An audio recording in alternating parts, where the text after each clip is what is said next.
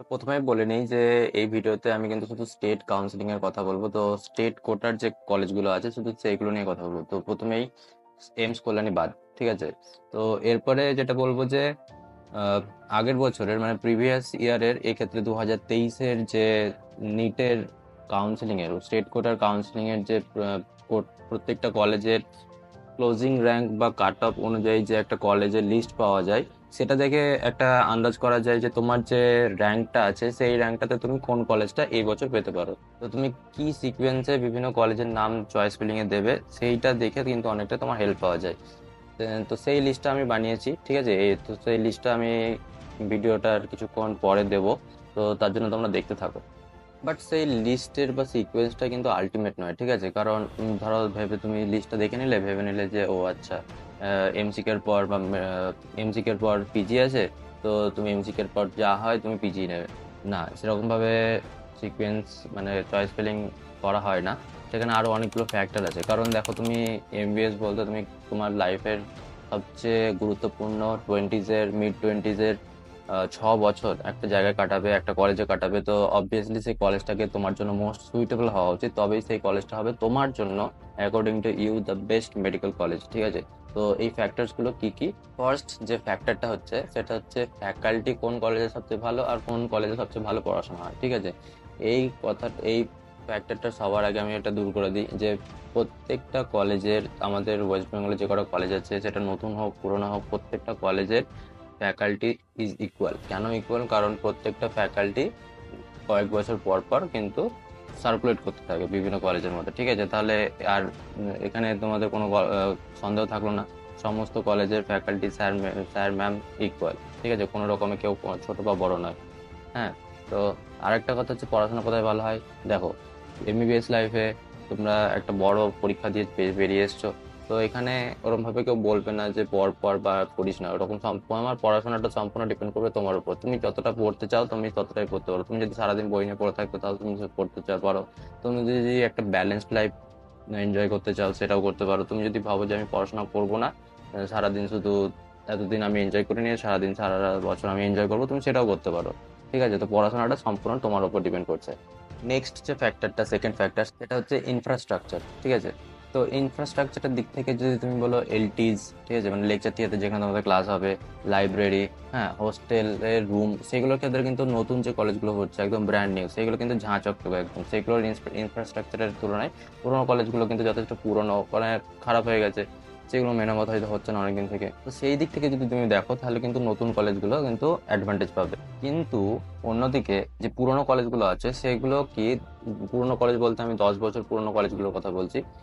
তো এই কলেজগুলোর কি একটা চারি বাকি সেই কলেজটাকে সারাউন্ড করে একটা সিস্টেম তৈরি হয়েছে। একটা সিস্টেম, কি সিস্টেম? যে একটা স্টুডেন্ট বা মেডিকেল স্টুডেন্টের যে যে নিডস গুলো, ডেইলি নিডস বা যেসব যে নিডস গুলো পূরণ করার জন্য কিন্তু আশেপাশে বিভিন্ন দোকান তৈরি হয়ে গেছে, একটা সিস্টেম তৈরি হয়ে গেছে, খাবারের দোকান, হ্যাঁ, বিভিন্ন পড়াশোনার যে কোনো জিনিসের দোকান, সেগুলো কিন্তু সিস্টেমটা তৈরি হয়ে গেছে একটা অলরেডি। আর তো প্লাস তোমার সেখানে সিনিয়ররা অলরেডি আছে, তো সিনিয়রদের কাছ থেকে তুমি হেল্প পাবে অনেক। তো এক্ষেত্রে কিন্তু একটা পুরোনো কলেজের অ্যাডভান্টেজ বেশি।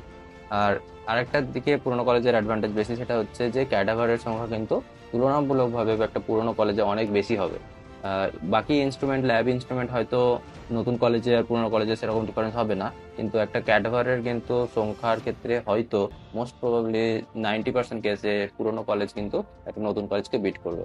3 নম্বর ফ্যাক্টরটা হচ্ছে লিগাসি, ঠিক আছে। লিগাসি বলতে একটা পুরোনো কলেজের আলাদা লিগাসি আছে, আর একটা নতুন কলেজের লিগাসি বলতে তুমি হচ্ছে তোমাদের ব্যাচটা হচ্ছে ট্রেন্ড সেটার, যে একদম ব্র্যান্ড নিউ।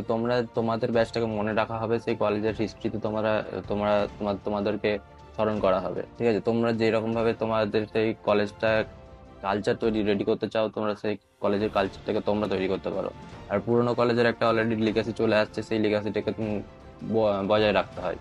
পুরোনো কলেজের একটা হচ্ছে যে সিনিয়রের ব্যাপারটা। দেখো, সিনিয়র যেহেতু আছে সেখানে পজিটিভ দিক নেগেটিভ দিক দুটোই আছে, তোমরা বুঝে নাও নেগেটিভ দিক কোনটা। এক্ষেত্রে পজিটিভ দিক আমি যেটা বলবো সেটা হচ্ছে সিনিয়ররা তোমার থেকে বেশি এক্সপিরিয়েন্সড, ঠিক আছে। তো সেই ক্ষেত্রে কি, সেই সিনিয়রের কাছ থেকে তুমি সেই সিনিয়রের এক্সপিরিয়েন্সের থেকে তুমি অনেক কিছু আগে থেকে তুমি না ঠেকে শিখতে পারবে, তাদের অভিজ্ঞতা থেকে তুমি অনেক কিছু শিখতে পারবে।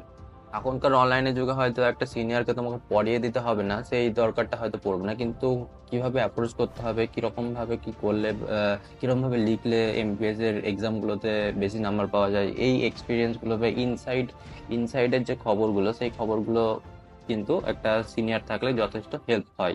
নেক্সট একটা বড় ফ্যাক্টর হচ্ছে লোকেশন। তোমার কলেজের লোকেশন কোনটা। তুমি যদি ধরো কলকাতা সেন্ট্রিক হও বা কলকাতাতে থাকা তোমার ইচ্ছা হয়, কলকাতার লাইফস্টাইল মেনটেন করা বা কলকাতার লাইফস্টাইল এনজয় করার যদি তোমার ইচ্ছা হয়, তাহলে তুমি কলকাতার কলেজগুলো চুজ করতে পারো।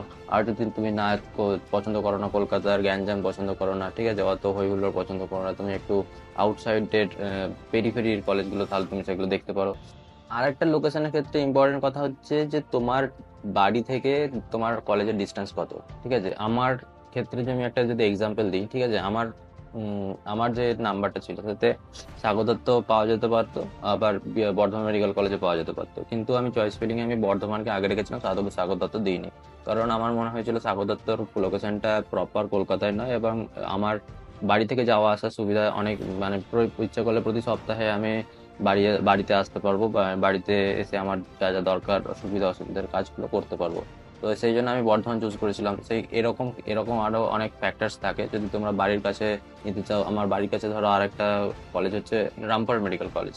রামপুরহাট মেডিকেল কলেজ আমি নিই এই কারণে, কারণ রামপুরহাট মেডিকেল কলেজটা খুব একটা পুরনো নয়, 10 বছর পুরনো হলে হয়তো আমি ভেবে দেখতাম রামপুরহাট মেডিকেল কলেজ নেওয়ার জন্য, কিন্তু বর্ধমান আমার জন্য মোস্ট সুইটেবল হয়েছে। নেক্সট একটা ফ্যাক্টর, প্রত্যেকটা নিট অ্যাসপিরেন্ট নিটে ক্লিয়ার করার পর সবাই আমাদেরকে জিজ্ঞেস করে যে পেশেন্ট লোড কোন হসপিটালে কোন কলেজে বেশি। তারা ভাবে যে পেশেন্ট লোডের বিশাল একটা ইম্পর্টেন্স আছে। তো এখানে একটা মিথ বাস্ট করতে চাই যে এমবিবিএস এ পেশেন্ট লোডের সেরকম কোনো গুরুত্ব নেই। ঠিক আছে, হ্যাঁ, তুমি এমবিবিএস এর পরে যদি পিজি যখন করবে, তখন দাদারা যেটা বলে, যে সবার কাছ থেকে যেটা শুনেছি, সেটা হচ্ছে পিজির ক্ষেত্রে এমবিবিএস পেশেন্ট লোডের কিন্তু একটা যথেষ্ট বড় ভূমিকা আছে। কিন্তু তুমি নিজে ভেবে দেখো, এমবিবিএস এর 4.5 বছরের মধ্যে ইন্টার্নশিপ যদি বাদ দিই, 4.5 বছরের মধ্যে তোমার ক্লিনিক্যাল পোস্টিং সেকেন্ড ইয়ার থেকে শুরু হয়ে যায় বটে, কিন্তু সেকেন্ড ইয়ারে ক্লিনিক্যাল পোস্টিং এ গিয়ে তুমি সেরকম কুল কেনাটা করতে পারবে না। শুধু অ্যানাটমি জেনে, অ্যানাটমি ফিজিওলজি বায়োকেমিস্ট্রি জেনে তুমি ক্লিনিক্যাল পোস্টিং এ গিয়ে অতটা কিছু কুল কেনাটা খুঁজে পাবে না। তো পেশেন্ট লোড তখনই ইম্পর্টেন্ট যখন, হ্যাঁ, যখন তুমি ইন্টার্নশিপ করছো বা হাউস স্টাফ করছো, তখন পেশেন্ট লোড যেখানে বেশি আছে, যেমন বর্ধমানে প্রচুর পেশেন্ট লোড, সেখানে তুমি যে রেয়ার ডিজিজ গুলো, সেই রেয়ার ডিজিজ গুলোর পেশেন্ট হয়তো তুমি দেখতে পেতে পারো। সেটা এমন না যে যেখানে কম পেশেন্ট লোড সেখানে তুমি কোনো পেশেন্ট পাবে না, পেশেন্ট পাবে, কিন্তু যে রেয়ার কেস গুলো, সেই রেয়ার কেস গুলো ঘটার বা দেখার সম্ভাবনাটা কমে যায়। সেক্ষেত্রে শুধু পেশেন্ট লোডটা ইম্পর্টেন্ট, বাকি কোনো ক্ষেত্রে পেশেন্ট লোড ম্যাটার করে না।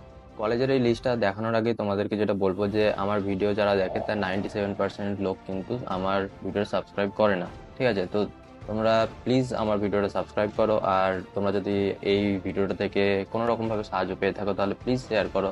তাহলে তোমাদের জন্য আমি আরো বেটার ভিডিও বানাতে মোটিভেটেড হব। তো তোমরা হয়তো এবার দেখতে পাচ্ছ স্ক্রিনে যে লিস্ট আমি বানিয়েছি, সেই লিস্টটা 2023-এর রাউন্ড 1 কাউন্সেলিং, স্টেট কাউন্সেলিং এর যে ক্লোজিং র্যাঙ্ক গেছিল সেই অনুযায়ী একটা কলেজের লিস্ট। ঠিক আছে, সিকোয়েন্স ওয়াইজ একদম টপ থেকে লাস্ট অবধি। তো এক্ষেত্রে এখানে একটা জিনিস আর একটা ফ্যাক্টর বলবো, যে এখানে যে দুটো কলেজে দেখো টিকমার্ক দেওয়া আছে, ইএসআইসি আর জেএনএম, এই দুটো কলেজে কিন্তু বাকি কলেজগুলোর fee structure, government fee structure কিন্তু এক নয়। ইএসআইসি যেহেতু সেন্ট্রাল একটা ইনস্টিটিউট, সেই জন্য ওর ফি স্ট্রাকচারটা আলাদা এবং যথেষ্ট বেশি খরচ। ঠিক আছে, আর জেএনএম এরও অন্যান্য অন্যান্য মেডিকেল কলেজগুলো থেকে একটু ফি স্ট্রাকচারটা অন্যরকম। সেটা তুমি একটু ঘেটে দেখে নিও কত কি, যদি কেউ ইচ্ছে থাকে জেএনএম এ পড়ার। তো এই সিকোয়েন্সটা থেকে তুমি একটা বেসিক আইডিয়া পেয়ে গেলে যে তুমি তোমার র্যাঙ্ক অনুযায়ী কোন কলেজটা পেতে পারো, প্রথম কথা। সেকেন্ড কথা হচ্ছে যে আমি এতক্ষণ যে ফ্যাক্টরগুলো বললাম, সেই সমস্ত ফ্যাক্টরগুলো বিবেচনা করে কোন ফ্যাক্টরটা তোমার জন্য বেশি ইম্পর্টেন্ট, কোন ফ্যাক্টরটা তোমার জন্য কম ইম্পর্টেন্ট, এগুলো সব কিছু মাথায় রেখে তারপরে চয়েস ফিলিং এ সেই প্রথমে টপে কোন কলেজটাকে রাখবে সেটা তুমি রাখতে পারো। এখন তোমাদেরকে যদি একটা উদাহরণ দিয়ে বোঝাই, এখানে ধরো এনবিএমসি বিএমসি থেকে অনেকটা লিস্টে নিচে আছে, তাহলে কি আমি ধরো যদি একটা উত্তরবঙ্গের ছেলে হয়, তাহলে কি আমি এনবিএমসি না নিয়ে বিএমসি নেব? নিতে পারি যদি আমার ইচ্ছা থাকে যে আমি বাইরে, অনেক বাইরে দূরে গিয়ে পড়াশোনা করবো, বাড়িতে অতটা পছন্দ করি না, আমি বাইরে একটু লাইফটাকে, বাইরের জগৎটাকে একটু এক্সপ্লোর করতে চাই, তাহলে আমি নিতেই পারি, অনেকে নেয়ও। কিন্তু আমি যদি আমার পার্সোনাল প্রেফারেন্স বলি, তাহলে আমি কিন্তু যদি নর্থ বেঙ্গলের স্টুডেন্ট হই, উত্তরবঙ্গে যদি আমি স্টুডেন্ট হই, তাহলে কিন্তু আমি বিএমসির আগে এনবিএমসি কে চুজ করবো, কারণ ইনফ্রাস্ট্রাকচার আর হেরিটেজের দিক থেকে কিন্তু অলমোস্ট দুটো কলেজই একই। ঠিক আছে। তো সেই জন্য শুধু লোকেশন ওয়াইজ, যেহেতু আমার বাড়ি থেকে কাছে হবে, সেই জন্য আমি হয়তো এনবিএমএসটাকে আগে চুজ করতাম। সেই জন্য দেখো নতুন যে কলেজগুলো খুলেছে রিসেন্টলি, যেমন ডায়মন্ড হারবার, হ্যাঁ, বারাসাত, এইগুলো কিন্তু অলরেডি আগের বছর কাউন্সিলিংয়ে সিকোয়েন্স ওয়াইজ কাট অফের দিক থেকে অন্যান্য পুরনো মেডিকেল কলেজের তুলনায় কয়েকটা কিন্তু মেডিকেল কলেজকে টপকে গেছে অলরেডি, যেহেতু তার লোকেশনটা কলকাতার আশেপাশে বলে। তো আজকের ভিডিও এত দূরই। তো তোমাদের যদি অন্য কোনো ডাউট থাকে, কোনো কোশ্চেন থাকে, তাহলে আমাকে টেলিগ্রামে ডাইরেক্টলি এসএমএস করতে পারো কিংবা কমেন্টে এসএমএস করতে পারো। আমি সবসময় চেষ্টা করি যতটা পাওয়া সম্ভব রিপ্লাই করার সবাইকে। Thank you.